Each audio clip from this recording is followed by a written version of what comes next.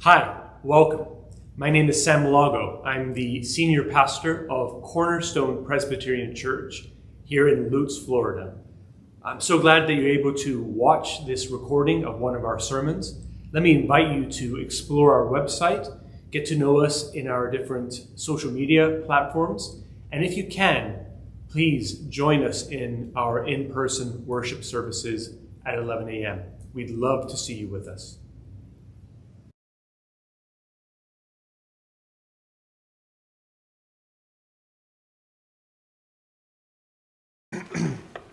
I'm going to do something a little bit different. This is a long text, and it's very rich and very busy. There's a lot happening here. And so what we will do is we'll look at this passage this week, and we will look at this passage again next week, the exact same passage.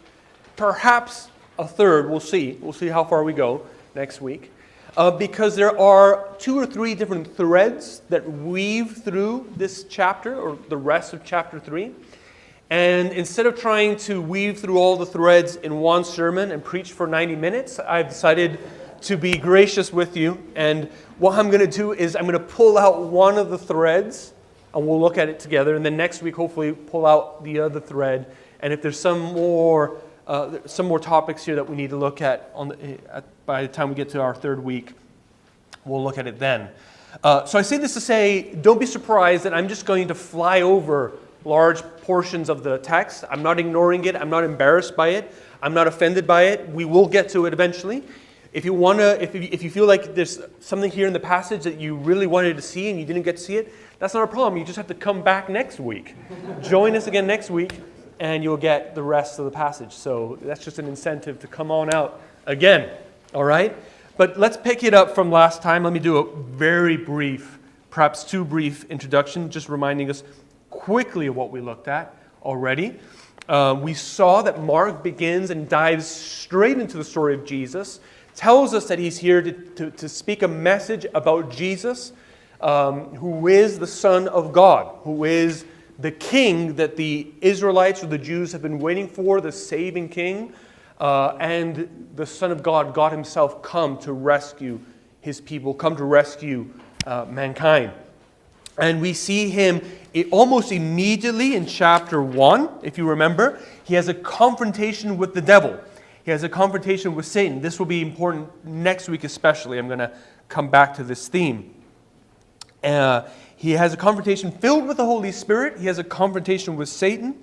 He comes out of that, goes to a synagogue, teaches, and casts out an unclean spirit, casts out a devil, casts out a demon. Then he begins to teach and to heal, and his fame begins to spread, and his fame sort of begins to build.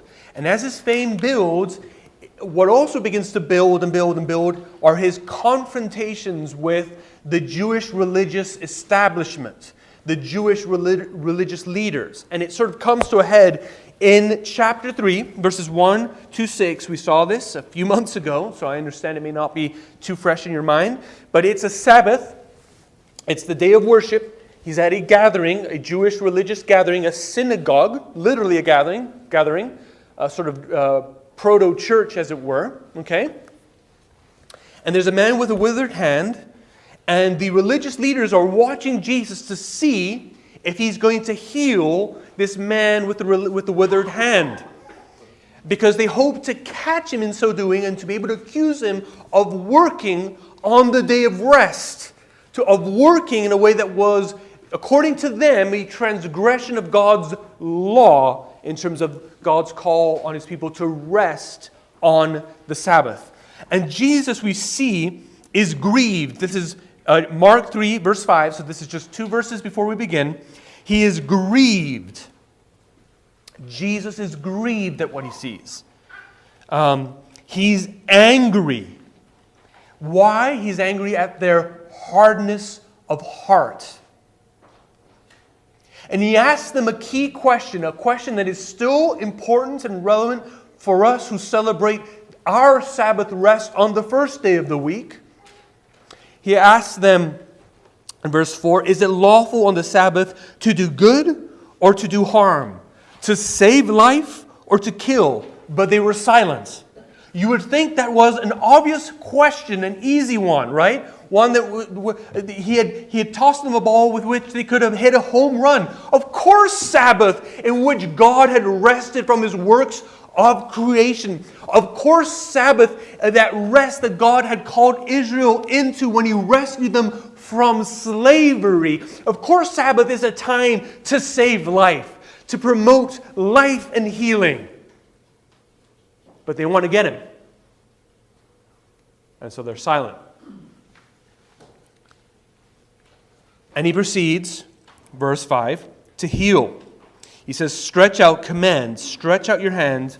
And he stretched it out and his hand was restored. Now verse 6 is key because this is the context in which everything else, really everything else in the entire Gospel of Mark, but especially chapter 3 is happening. So you have to read the rest of chapter 3 especially under the shadow of Mark chapter 3 verse 6. You with me?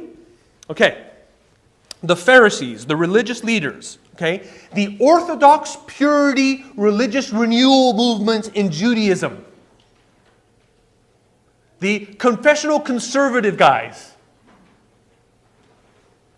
they went out and immediately held counsel with the Herodians against him, against Jesus, how to destroy Jesus. Now you have to understand, the Herodians are people who were loyal to Herod. I know, that's mind-blowing that the Herodians would be people loyal to Herod, followers of Herod. But Herod, who's Herod? Okay, Herod is a puppet king that the Roman Empire had installed to sort of rule, govern over the Jewish peoples and that region. Okay, he was not a legitimate descendant of David, and therefore those who were zealous, like the Pharisees, zealous to obey the law of God, the Old Testament, absolutely despised Herod and everything he represented. He represented a foreign invading power that had gone over them and over their laws and their rules and their religious beliefs and their spiritual beliefs and had installed a puppet king over them. I mean, you couldn't get any worse for them than Herod, except when Jesus shows up. Then it's the enemy of my enemy is my friend. Right? And that's what we read in verse 6. They counsel with the Herodians against him. I want you to think about this. They are so zealous to please Yahweh with their law keeping that when Yahweh becomes a man and shows up in their midst, they want to destroy him. And that's the context. Okay? That's the context for this passage. And so what we see here, and this is the main idea I want us to think about today, this is one of the many threads that's happening in this chapter, is I want us to think about Jesus' new kindred, Jesus' new family. Okay? What we see in chapter 3 is in the fires of opposition and persecution, Jesus is going to form a new, perhaps we could say renewed kinship, family, tribe, nation. And we're going to see what this is all about. So quickly in verses 7 to 12, and this is just some backdrop. Again, we'll dig deeper next week on this. He withdraws. So he's now persona non grata in the synagogues. Okay, he knows that this has really stirred the pot. So he needs to kind of get out of that world. Okay, that the world of institutional religious Judaism. He has to kind of pull out of there. Okay, so he withdraws. And he withdraws into a more a deserted or wilderness type setting. But as he withdraws, crowds go after him. Crowds pursue him. So he's trying to withdraw, but he's being pursued, positively in this sense, by crowds. And they are from all over the place. Look, it says Galilee, Judea, Jerusalem, Idumea, beyond the Jordan, and from around Tyre and Sidon. And some of these regions are regions that were not so purely Jewish anymore. Okay? Regions that may have included some Samaritan groups and some Gentile groups. That is, some non-Jewish groups are mixed in there. Okay? And so what we're getting in a sense is a trailer, coming attractions to what's going to happen later in the gospel. Okay? I was talking to some of you that last night the trailer for the new Batman movie dropped, and it was a great trailer. Okay, for comic book nerds like myself, it's good stuff. And what makes a trailer a good trailer is that it gives you a general sense of the theme and the atmosphere and the main characters of the story, but it doesn't give you the whole story, right? It doesn't, there's some trailers, you watch the trailer and you go, I feel like I just watched the movie. I'm not going to go watch that movie. They literally gave me the beginning, middle, the tension, and the end, and how they triumph at the end. I'm not going to go watch that movie. This was a good trailer. They didn't do that. We've got a good trailer here of what's going to happen towards the end of the gospel and beyond to what we read in the rest of the book of Acts, for example, in the New Testament. Jesus is experiencing rejection from the Jewish establishment, and as a result of that, it's almost as if the gospel now is starting to spill out beyond the borders of the Jewish people, of the borders of the Israelites, in a sense, the Jewish people. It's beginning to spill out over into other people groups. Okay, it's as Paul would say later, to the Jew first, but also to the Gentiles, as we would see later with the apostles in the book of Acts. They go first to the synagogues, but then once rejected, move over to preach to the Gentiles. That idea is starting to happen, but it's still blurry, it's still fuzzy. Okay, you can't fully understand if you're reading this book for the first time, you don't know the gospel. It's not obvious what's happening yet, but you're beginning to get a hint that as a result of the rejection of Christ, God's blessings are going to move with Christ into other regions of the world. That's what we're seeing here. And we're seeing a desperate pursuit of Jesus. He's being pursued from all sides. People are trying to even touch him because he's become famous as a sort of a healing exorcist figure. Okay? And that theme we're going to pick up next week as well. Okay? But in this scenario of popularity and people kind of desperately following after him, he has to eventually withdraw from that, right? Because it's getting so intense, they're trying to crush him. And he needs a moment. And so in verse 13, he calls his disciples. He withdraws even further up a mountain. And from there, he chooses an even smaller, even more intimate group. So whenever you're reading the Gospels, whether it's Matthew, Mark, Luke, or John, I think sometimes, and I may have said this before, but sometimes we kind of imagine Jesus and the disciples a little bit like Snow White and the Seven Dwarfs. I don't mean to be offensive about Jesus or rude, but what I mean by that is, we have the image of the Seven Dwarfs from the cartoon, hi ho, hi ho, and they're just kind of walking together in line, and so we kind of imagine it's just Jesus and the 12.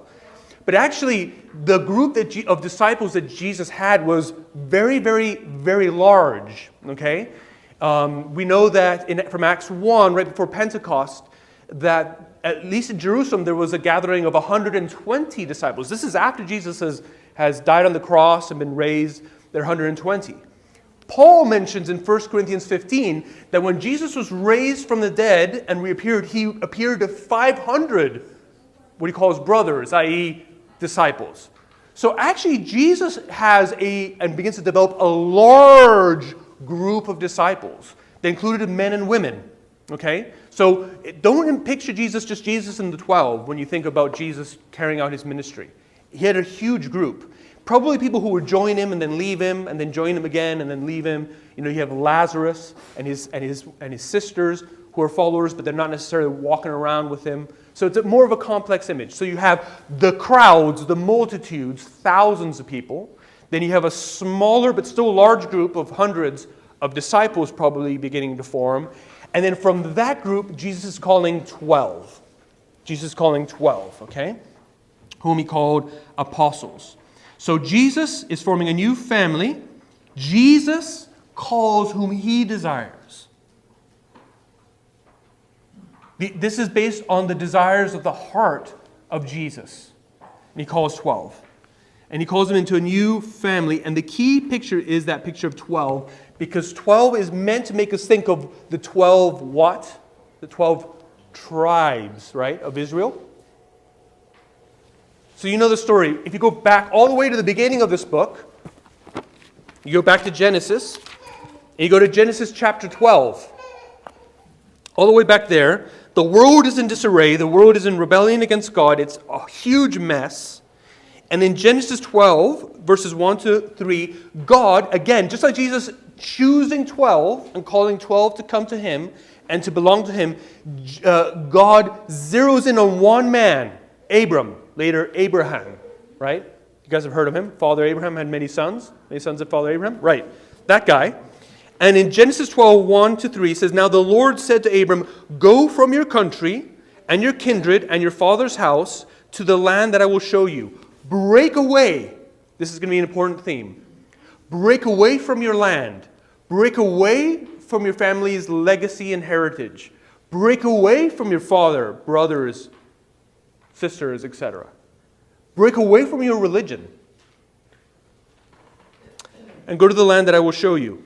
Genesis 12:2. And I will make you a great nation, and I will bless you, and I will make your name great, so that you will be a blessing. So I'm going to bless you, make you a great nation, and make you a blessing to others. Important. I will bless those who bless you, and him who dishonors you I will curse. And in you, or through you, all the families of the earth shall be blessed. Now think about it. That's pretty epic. Okay, that's pretty epic. Okay? You know, in all the Hollywood movies, we were talking about Hollywood, there's the chosen one, right? That guy who's chosen to save the world. Well, God's saying, I am choosing you. I'm going to bless you. I'm going to make your family a huge nation, and I'm going to work through them to bring blessing to the world. I'm going to put things to right that are now wrong. Okay? And as we move forward into the story of Genesis, Abram's descendants, Father Abraham had many sons had Father Abraham. These sons turn into ultimately 12 men. And these 12 men would be the fathers or the heads of 12 tribes, and these tribes would be the people of Israel. Okay? So Israel is made up of 12 tribes that come from 12 sons.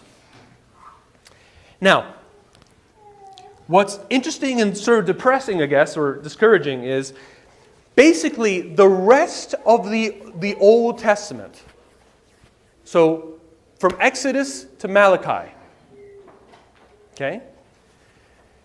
God has said, I'm going to bless you, make your name great, and I am going to work through you so that blessing, well-being, renewal will come to all the families of the earth. But the rest of the story of the Old Testament is how Israel, how these 12 tribes and their descendants failed completely to accomplish that. The whole Old Testament is this tragic, inconclusive story of failure to that end. There are moments where they seem to be just about to get to that point, and then they drop down. And then they seem to be getting better, and then it drops and drops and drops and drops. And it's a real tragedy. Instead of fulfilling their calling to live their lives following God's way, and so bring blessing to the world, they follow the world's way and receive curse from the world upon their lives. Okay, it's a total reversal of that. And this comes to even greater climax here, because then God himself comes to his people as the man Jesus of Nazareth. He comes doing good. He comes saving life. But the problem of man's heart, man's hardness and resistance to God, even the people of Israel's resistance to God is so strong that even when God becomes a man and is perfectly fulfilling the law and is healing and doing good and teaching, they want to destroy him. And what this exposes is the problem that mankind has, from which they need to be rescued, from which we need to be rescued, is so profound, it's something deep in our hearts. We cannot save ourselves. We cannot change ourselves. And this is made even more clearly explicit in this passage. And so what's happening is, as a result of this, Jesus is taking 12 Jewish men and, in a sense, starting Israel afresh. 12. It's like he's taking the same clay and refashioning it and creating an Israel within Israel through whom he is going to accomplish his purposes. Am I making sense? So you have the 12 tribes, the Old Testament failure. God comes into that picture, calls 12 men, and he's saying, I'm going to work through you to be triumphant through you where Israel overall failed. That's the story that we're seeing here. And it's happening again. Isn't it interesting to know that the New Testament, as it were, expression of Jesus' family, of Jesus' people, the church, is born in the context, is born out of rejection of Christ, is born out of or into a context of rejection and persecution.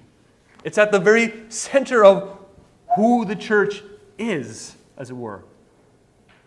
And the world in which the church is called to live. And he calls them for himself to a purpose. Notice, we read in verse 14, he appointed 12 whom he called apostles. We'll get into this next week. So that they might be with him and that he might send them. But first of all, it starts with being with him. Now, there are several ways in which this is important. But I want to remind you of what we saw last week from John 15. Do you remember? Jesus calls these men to be his friends. I have no longer called you servants, but I call you friends. Now, we saw this last week. I'm not going to go into last week's sermon all over again, but it's important that we understand this. Jesus doesn't need them to accomplish his mission. God doesn't need us to do what he needs to do in this world. But in the wonderful mystery and beauty of who God is in his character, he delights in not only rescuing us, but making us partners with his work in the world. So he creates the world, Genesis 1. Do you remember this? Genesis 1, the creation of the universe. And Genesis 2, what does he do? He makes these mud creatures. And says, I want you to cultivate this land, this garden that I have made. I want you to have a relationship with me, and I want you to partner with me in being my representatives in the world and participating in cultivating, in doing something with this world that I have created and put you in. God's just like this. He loves to make us partners with him in the work that he does. And now he's saying, I have come to rescue the world that you guys messed up. And even after you messed this up, I am inviting you into partnership with me because I want you to be involved with what I'm doing in this world. In bringing blessing where you brought curse. Bringing life where you were responsible for bringing death. That's what Jesus is doing here. It's amazing. But it's grounded in, I want you to be with me. It comes out of, I want you to be with me. Later, after Jesus has died, risen, ascended, poured out his Holy Spirit, and Peter and John are preaching the gospel, they get arrested, they get confronted by these same religious leaders, the Sanhedrin, the gathering, the Presbyterian of religious leaders in Jerusalem. And they think, we're going to crush these guys. We're scholars and academics, and these guys are artisans and fishermen. We're going to crush them. And we read Peter, full of the Holy Spirit, stands up and gives a powerful defense of the gospel. And they're taken aback. And what Luke records in Acts chapter 4 is that they recognize what? That these men had been with Jesus.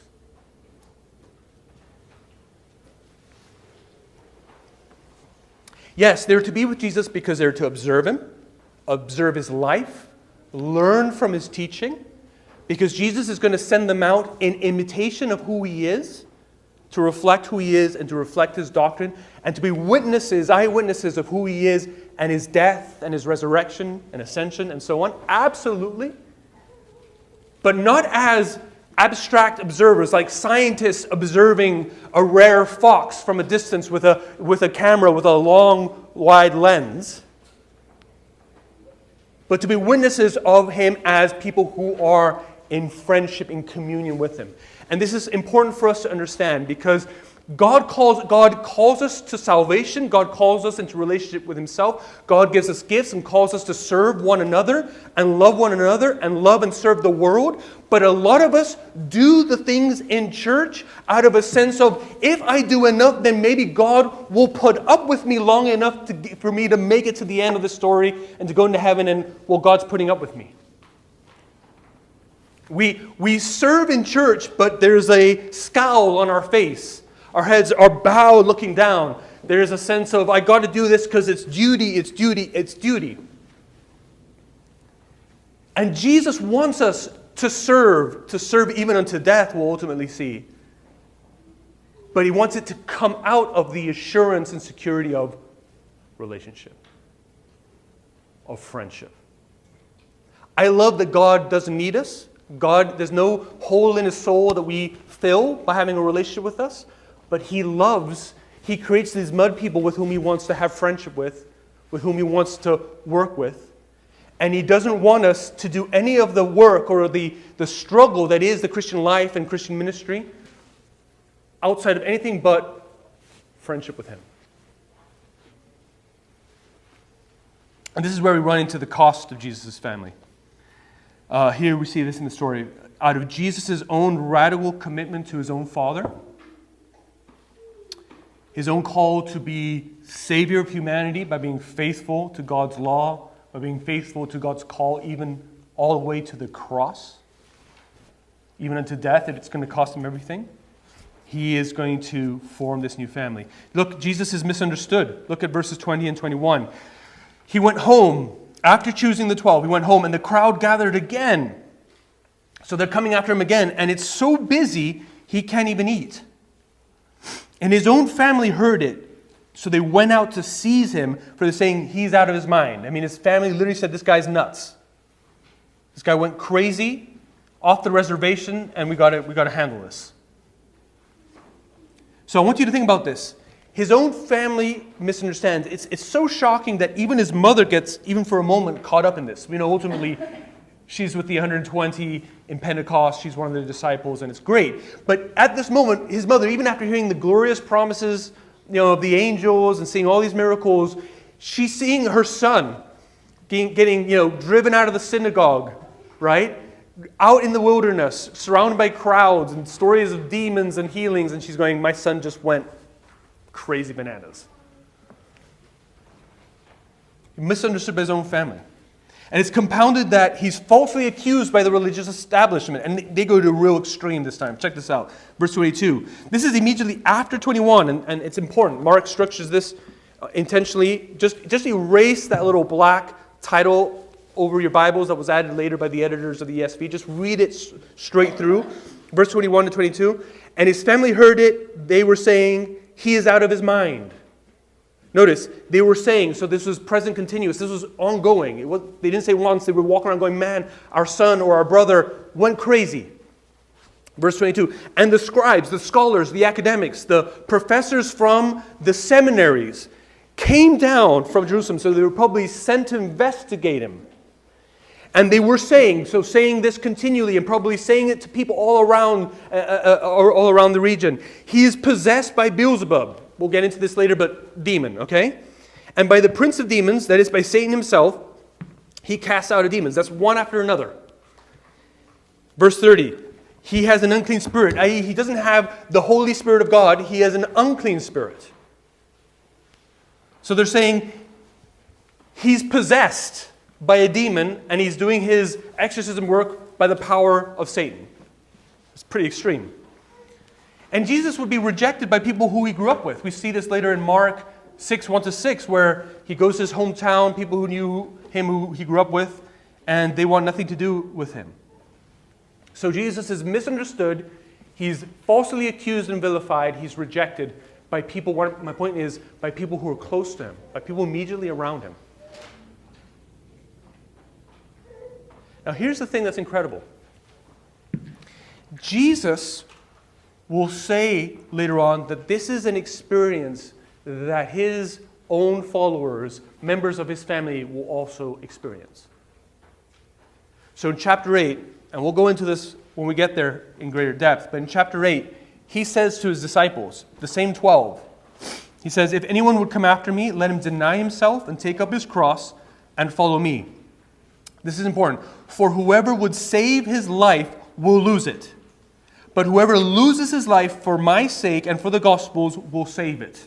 You're going to lose your life. Later, in chapter 10, Mark 10, Peter himself, who's here in the list of the 12, in Mark 10, verse 28, he says to Jesus, we have left everything and followed you. Jesus, I've left my wife behind. I've left my home. I've left my work. I've left my land behind. We've left all these things for you, Jesus. He says it to the Lord. And Jesus acknowledges this. He says, you have left houses, brothers, sisters, mothers, fathers, children, land. And this is just a reality that when Jesus creates his new family,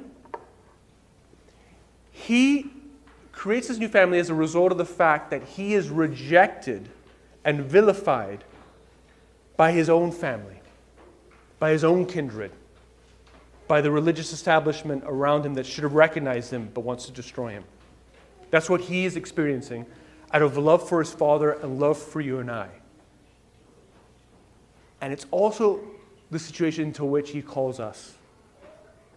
When believers make a commitment to Christ and join his family, that event can often be horribly disruptive of other relationships that we have. It can be horribly disruptive of other relationships we have. Sometimes by joining God's family, we find ourselves at odds with our own family. Sometimes by joining God's family, we find ourselves at odds with the religious background that we have. Sometimes by joining God's family, we find ourselves in confrontation with the overall world value system around us. Sometimes by becoming friends with Jesus, we find ourselves at odds with our friends, sometimes our childhood friends. There is a disruptive nature that comes from following Christ. Difficult disruptive nature. I remember a story I heard once from a missionary in an Islamic country, very strict Islamic country, of a woman, a fairly wealthy woman, well-to-do, wealthy, comfortable. And one night she has a dream with Jesus. And it sets her on a trajectory by which she comes to understand the gospel, trusts and believes the gospel, through a series of very dangerous decisions, is able to obtain a Bible and hides a Bible and begins to read the Bible in secret. And she has a good marriage. It's a good marriage. She has a good husband, but she's terrified of being discovered by her husband or anyone else in her family.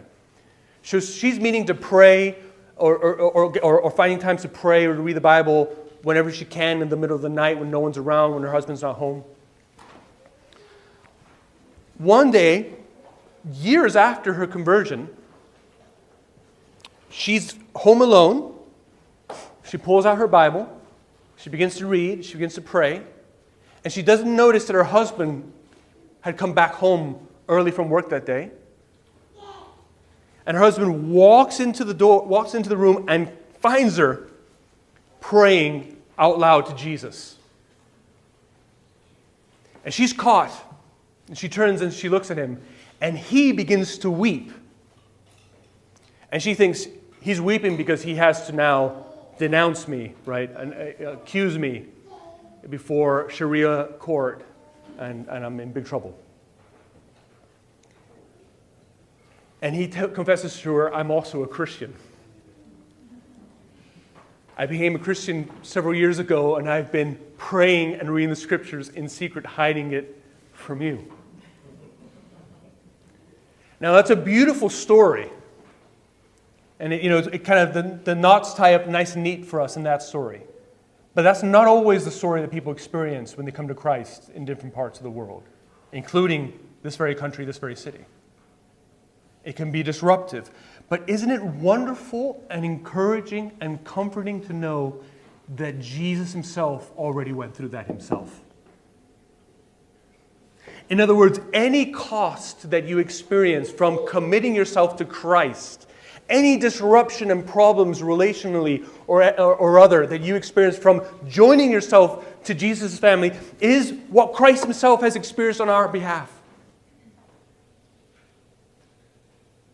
He has loved you so much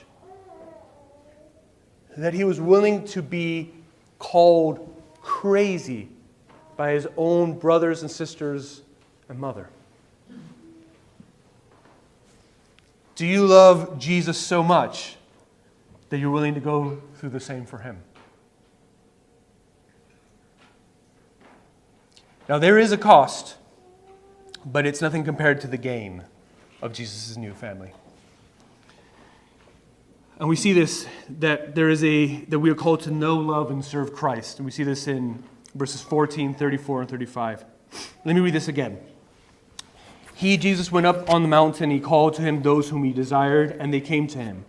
And he appointed 12, whom he also named apostles, so that they might be with him, and he might send them out to preach and have authority to cast out demons. So there are three things that characterize these people that he's called. One is that they might be with him. 2, that they may be sent out to preach. And 3, that they may have authority to cast out demons. And we've already mentioned the first, right? That Jesus is calling them into a deeper relationship with himself. Now it's true, these men, these 12, were called to something unique. You and I are not apostles in this sense. We were not there in roughly approximately 30 AD, right, the year 30 AD, to see Jesus walk upon this earth. These men had a unique calling to be direct witnesses of the living person, Jesus of Nazareth, that they may later go out and preach and establish the New Testament church, the foundation for the church, God's people, made of Jews, yes, and also Gentiles, right? There's a uniqueness to a way in which the calling and the experience that they had was unrepeatable, was specific to them. Okay? Many of these guys wrote a large portion of the New Testament. But that does not mean that the calling and the experience that they had is not a pattern in some way for us. It's no surprise that the Apostle Paul would write in 1 Corinthians 11, "Be imitators of me as I imitate Christ," or as I have imitated Christ. You often tell Timothy or Titus, "You have seen my way of life." The Thessalonians, "You saw the way we lived among you," as a model for your life. And so, what I think we're seeing here is Jesus is saying, I am calling you to know me, to walk with me, to have this relationship with me. And that is powerful blessing. And the second thing is, I want to work in you and through you to bring blessing. In other words, it is in the context of Jesus' family that God fulfills his promise to Abram. I will bless you. I will make you a great nation, and through you I will bring blessing to all the families of this earth. Right? Again, we don't have time to get into it now, but this idea of being sent out to preach and cast out demons, it's about God advancing his kingdom in this world, his blessing in this world. It's about God bringing freedom, forgiveness, purpose, hope, joy, and peace into a broken world, into a world under darkness, into a world filled with evil. Now, not all of us are called out to preach the gospel like these men were, okay? To be full-time out running around in the world preaching the message of the gospel from pulpits or from whenever we can. But all of us are partners with, involved with the preaching of the gospel and the preaching of the word, either because we're supporting the formalized work of preaching the gospel, whether it's simply setting up the coffee in the back so we can have services here, right? Or financially contributing to the work of the gospel with the offerings, with supporting the Gideons, RUF, DMI, MTW, right? Formally giving support to them, being hospitable to visiting missionaries, or by serving with our different gifts in the congregation or in the world. We are giving some sort of direct support to the preaching, the communication of the gospel in the world.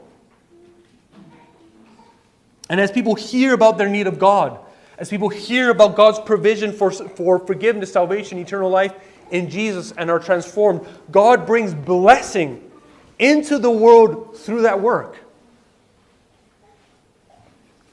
This is part of Christ's ongoing work in the world through his body, the church, and we'll hear more of that next week.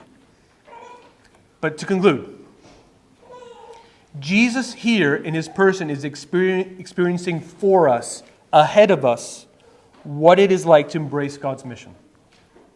What it is like to embrace God's family. He is suffering opposition, misunderstanding, false accusation, rejection. And it's difficult, it's painful. But in the middle of this, Jesus is forming a new family, a new kindred, a new community, a new people that exists in continuity with the past, the Jewish men, but also in discontinuity with the past. It's also breaking with the past. A people that were to see him, be with him, imitate him, and follow him. A people, these 12 men and the wider group of disciples, would also suffer as he suffered. But they would also see more than he ever saw. Because Jesus also told them, you will do greater works than I have done. A people through whom Jesus will extend his rule throughout the world. Extend his rule by the way he's captivated their hearts, by the way that they're living, hopefully. A family to represent him. A people in whom or with whom he would dwell, he would live.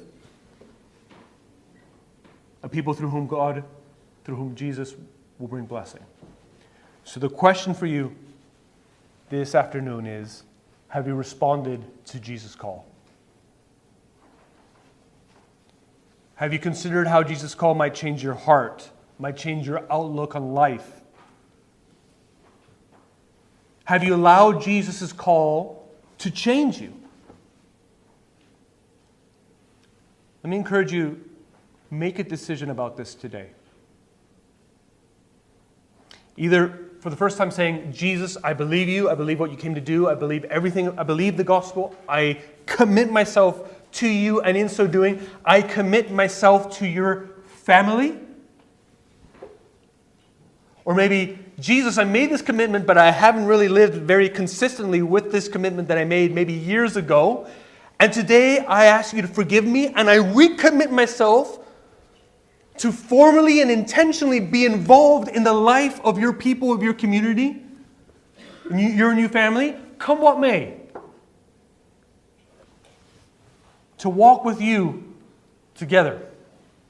To seek to be a church that is effective in forming people who are maturing in their faith, in reaching our region with the gospel. And to know that there will be a cost. And sometimes the cost will be very personal. But it's so nothing next to what the Lord lays before us. The ever-expanding impact of his good news. Will you hear his call this morning? It's very powerful the way the story ends. His family, right? Jesus is with his people. His mother, this is verse 31, and his brothers come. They're outside. They're calling out to him. They think he's crazy. They say, hey, your family's here to get you, Jesus. And Jesus ends in verse 34. He says, looking around at those who sat around him, he said, here are my mother and my brothers. Whoever does the will of God, he is my brother and my sister and mother. Might he say that of all of us this morning?